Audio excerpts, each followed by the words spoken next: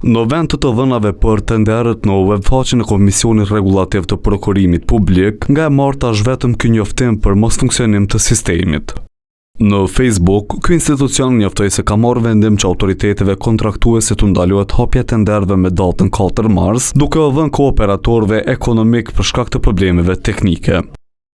Në varësi të zgjatjes së problemit teknik, do të merret vendim edhe për zgjatjen e afateve kohore që kanë të bëjnë me kërkesa për rishqyrtim, ankesa apo çfarëdo veprimi të ndërlidhur me afatet kohore të caktuara.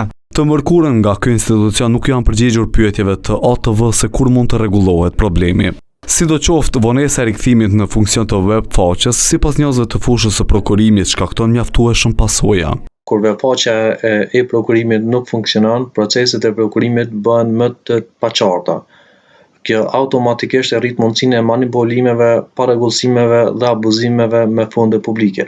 Në këtë drejtim vlerësohet se duhet të investohet në mënyrë që të evitohen këto raste.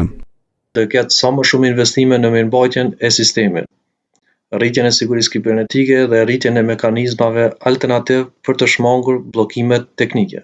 Në Facebook, po ashtu KRPP fton të interesuarit që të informohen përmes webfaqes, por në një klikim vërehet se as kjo nuk funksionon.